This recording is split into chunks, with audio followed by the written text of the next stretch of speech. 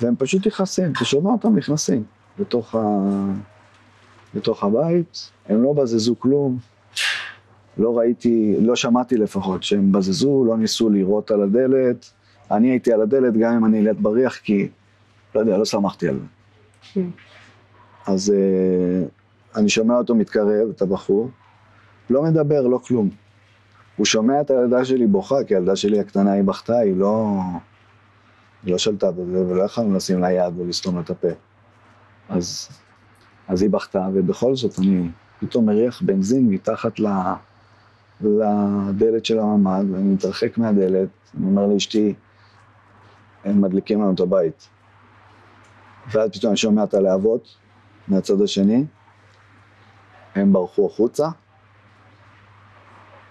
ואז אני אומר לאשתי, אוקיי, תהיו נמוכות כמה שאפשר.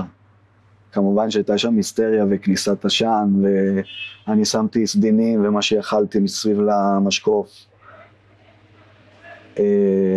ניסיתי לעקור אפילו את המזגן, עקרתי את המזגן, ניסיתי לשבור את הצנרת שיוצאת החוצה כדי שיהיה את החור הקטן הזה גם, לא כל כך צלח לי, אבל ניסיתי.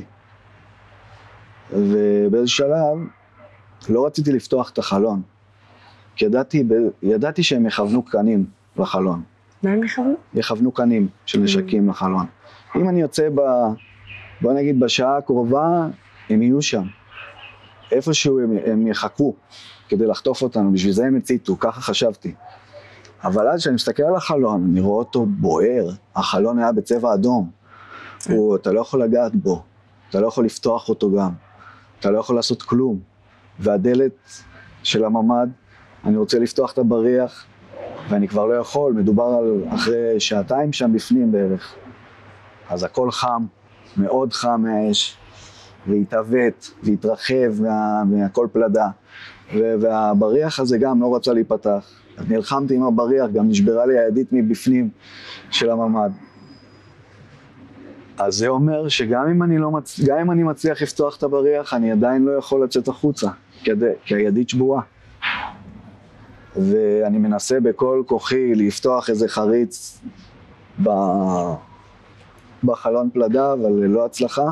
ניסיתי עם כל מיני דברים, צעצועים שראיתי של הבנות, מקל של אחד השולחנות שהיו שם ששברתי וניסיתי להשתמש בו כידית כזה.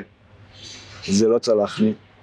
כל דבר ששמתי שם נשרף, גם הידיים שלי, גם הסדינים, גם הפוך שהיה לי שם, ניסיתי לשים והכל התפזר לי שם מלא קלקרים בתוך קיצור, היה שם באמת בלגן בתוך החדר.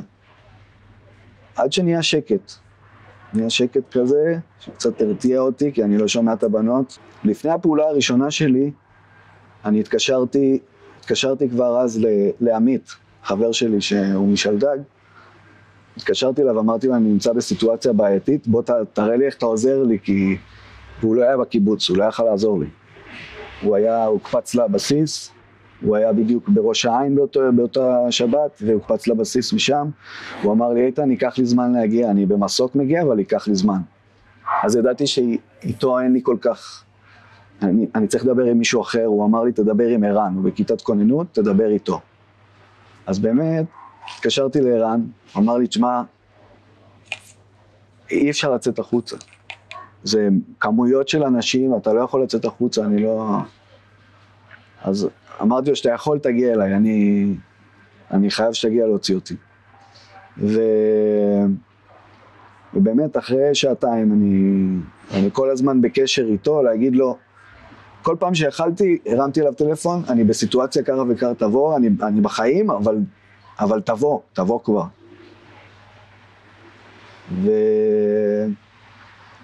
ואחרי שעתיים, כמו שאמרתי, זה שניסיתי הכל כבר לפתוח, והבנתי שאני לא יכול, שרק הוא יכול לעזור לי.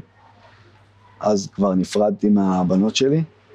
אני ואשתי קיבלנו החלטה להיפרד, כי אתה לא יודע מה יעלה בגורלנו, ועדיף לפחות שהם ישמעו מילים טובות לפני הסוף. וכך היה, כאילו, נפרדנו. אמרנו להם שאנחנו אוהבים אותם, ושאנחנו מתנצלים, שלא הצלחנו לעשות שום דבר.